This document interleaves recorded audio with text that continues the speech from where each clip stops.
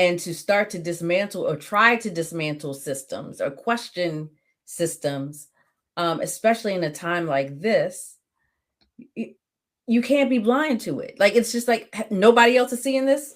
Like, it's on repeat. Like, this is how the process works. Yeah. This is how it's been able to sustain itself. And I think the downside to some degree has been it's been politicized in that it's Democratic or Republican. It's happening everywhere. It is a system. It is not one party that is doing this, right? I think it's more visible in some cases than others, but it's not a one size fits all challenge or issue. And so I think where we could potentially be going, and I'm hoping that this is the case, is some of the quote unquote folks that are now woke are starting to at least get an inkling into, oh, this is what they've been talking about since 1960 or even prior to that, because they're seeing it real time. And I think that that's probably why this, as we were talking about ebbs and flows, I think this may be a slightly different one than we've seen, because people aren't necessarily falling for the propaganda as much as they were, because there are more sources of information coming at them. The flip side of that, there's more sources of information coming at them, so you have to sort through what to believe and what not to believe, right? Yeah. So I do think, oh, go ahead. No, go ahead. No, I was just gonna say, I do think that that's really hard right now for people. And, you know, it's like, it's sad, but, you know, at first, like, you know, the 92%, right, was kind of said in jest. I mean, obviously it was factual, but it was also this idea of like, oh, like, ooh, we're resting. But I gotta say that as part of that 92, I absolutely was resting. I have been resting. And when I tell you there are days that I'm just like, am I just going to continue to rest, or am I actually going to, you know, continue this work? And I am continuing the work. I've been doing the work. I've been a little less vocal about it in some areas and a little more vocal in other areas. And, you know, I write a Lead with Inclusion newsletter that has been going for, I want to say 5 years now, maybe 6. And so there's a couple months back, probably mid last year, where I just said, you know, why do I write this newsletter? Is anyone even reading it? Like, are y'all paying attention? You know, granted, it's got 55,000 subscribers. I'm like, are you reading this newsletter, or does it just come into your inbox and you ignore it? Because I have people message me and say, Stacey, I need help with this, or I don't understand this. And I'm like, if you actually read my newsletter, I answered that. I told you what to do with that. I've given you all the tools. You have the information. Yeah. But then I have to tell myself, okay, Stacey, do you read all the newsletters that come into your inbox? No. So let me just say, if you're listening and you're a subscriber to my newsletter, please read it. Because a lot of the information is there. I was going to say, there's so much content that's out there. And some of the downside of social media is, like, I call it like this microwave mentality of they want it when they want it in the way that they want it, versus let me go dig for this. Like, I know I have access to it. Let me go find a trusted resource that may have spoken about this, may have talked about this. And folks are just lazy to some degree. Like, they're just, yeah. But, you know, when you talk about these things from a newsletter perspective, or, you know, even in this format as a podcast, you know, people can kind of go back and listen to some of the topics. We've covered so many of these topics already, just as you have in your newsletter. There's probably very few areas of DEI that we have not touched on in this show. But I'm always wondering, or I'm always processing and thinking, what have I done that is relevant in this moment that I can bring back? Like, I don't have to recreate the wheel. What can I do to bring the conversation back to this? We've talked about this. right? This has been something where I brought someone in to discuss this. And so how do we leverage that Right. information that we know is already out there to, Well, hey, that's what we've been doing. I mean, so like I said, my newsletter is called Lead with Inclusion. So it's usually a piece on, every single time it's how do you lead as a leader and how do you mm-hmm, lead just as an individual, right? Like we're all leaders by our own mm-hmm, right. How do we move through life in that way, or at least through work for the most part is what I focus on. But if you think about one of the things that came up recently is the Kimberly Clark fire, right? So we had the suspect, right, mm-hmm, employee who said, "You just needed to pay me enough to live," right? And when you think about that, so I did 2, maybe even 3, because I'm always talking about the pay disparity. That is a place where leaders absolutely can make a choice to make a difference in how we pay people. yeah, And so here you have somebody living in an area, working every day, coming in 5 days a week and cannot afford to live near their job, yet the CEO of that company is making a ton of money. mm-hmm, One of the other examples I used was, and I'm gonna forget which company it was because there's so many of them that do this, but one very recently, right, just laid off 30,000 people, and in the same breath gave their new CFO a $29 million right, package, right? yep, yep, Like, I'm sorry, you don't have money or you do have money, yeah, right? Then you had Spirit Airlines. Spirit Airlines folds, okay. But what did you do? You made sure your executives were protected, but you mm-hmm, left flight attendants and pilots stranded all across the country mm-hmm, with no way of getting home, without getting their last paycheck. Like, yeah, how is that okay? yeah, Right? And it's those kinds of things. We can talk about the big issues, right? With the EEOC. How are we supposed to solve that, right? I can't tell you right now how that gets solved. But you know what can be done? If you're a leader in an organization, you do have control over who gets hired, who gets fired. You do have control over how people are paid appropriately. You do have control over whether or not you decide to actually sign off on this person's leave request. The fact right, that there are managers out here denying people's leave requests, why? right, They've worked and they've earned their PTO. Let them have it. I can't remember who coined the phrase PTO means prepare the others. That just means I'm just letting you know I'm going to be out. I'm right, giving you courtesy that I will not be here in 2 weeks because I will be on vacation. I'm not asking you if I could go on vacation, not when I have the time allocated to me, right? Like, yeah. these are the kinds of things. And then people want to say this isn't DEI. Oh, it absolutely It is. absolutely is.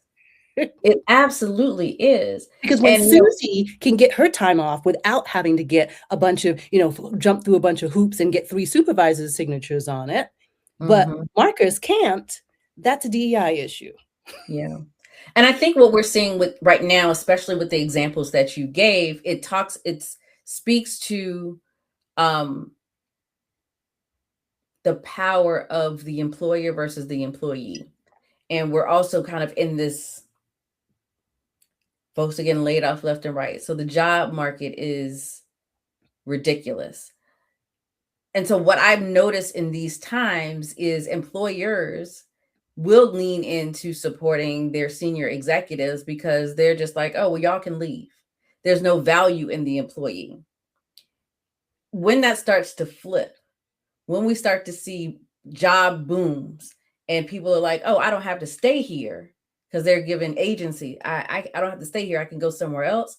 That's when you start to notice, oh, well, this CEO decided not to take their bonus this year because they want to make sure that their employees are taken care of. But see, but that's the problem with the metric, right? So if I go back to what I said about unification, about coming up with metrics that are standard, it is ridiculous for a CEO to say or to think or to act in a way that there's no value in an employee just because there are others that are, that there's a lot of them out there, right? And that you Mhm. could easily let go of one and get another. So first of all, it's not easy, right? Ask the recruiter who also is being employed by the company, Right. right? Is it And being easy, laid off. right?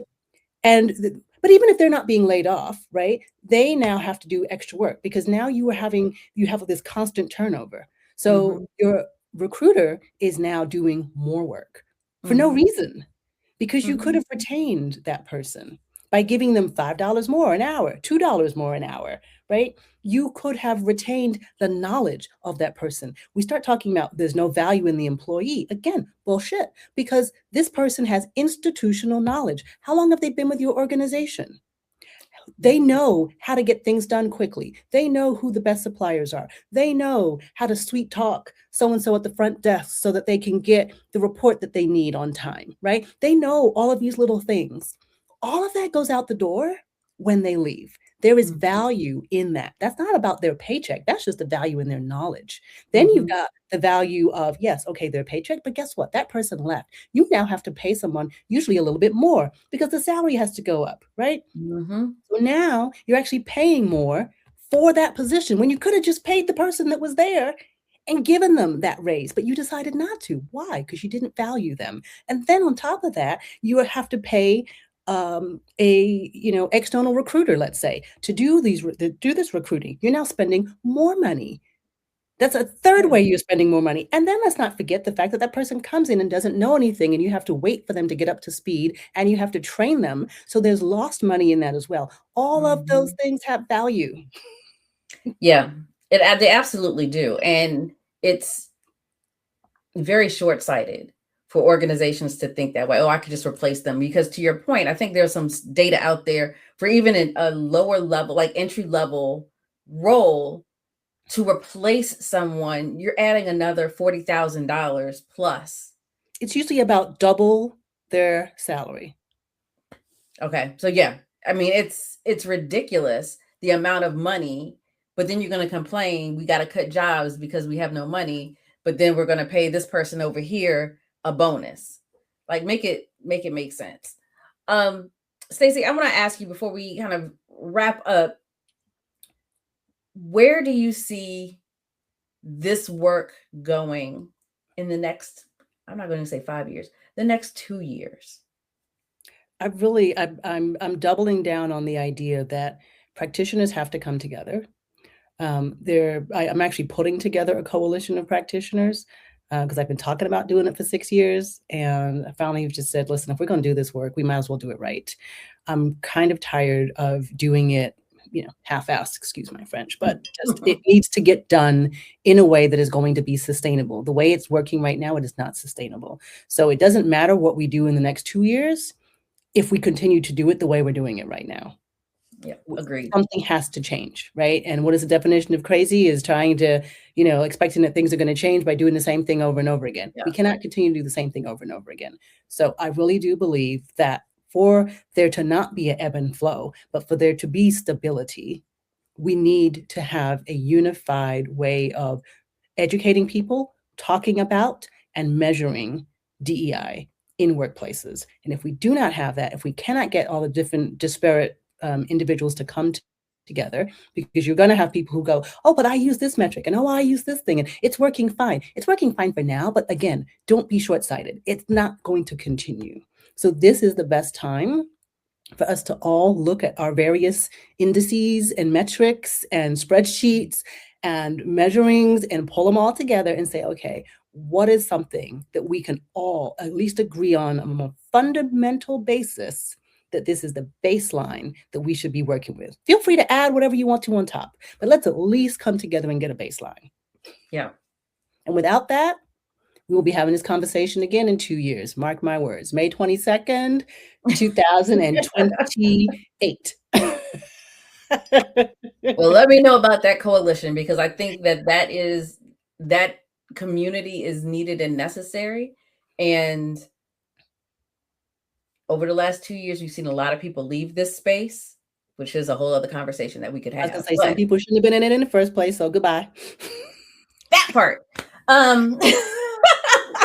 But I think that this is the time to say, okay, now that we've kind of coalesced around who's going to be in this space, how do we move forward together? So absolutely let me know we'll make sure that our networks know as well too, I was because gonna it is say, yes, follow me on LinkedIn, join me in Hacking HR. I just started up a pod for idea, right? Idea and belonging, where we will be having open, raw conversations, safe space to talk about what it means to be able to do DEI safely and legally in our workspaces. So we'll be having those conversations and then taking that content up to a bigger think tank conversation, where we are going to start putting together the pieces that are needed, and laying the foundation for DEI moving forward. Love it. I love it. If someone wanted to follow you on LinkedIn, how could they do that? So I'm Stacey Gordon on LinkedIn, pretty easy to find me. Let's see. Yeah, if you go to LinkedIn, it's usually the easiest thing. Most of my things are on there. But actually, if you go to my Substack, so I have a reworkwork.substack.com, because Reworkwork is my company. All the links and all the things are usually findable from there. Yeah, wonderful. Stacey, thank you so much for joining us for this episode. I think we're going to have to do a part 2 to kind of see where we are, because this is, again, it's the ebb and flow. So much appreciated. Thank you so much. Thank you.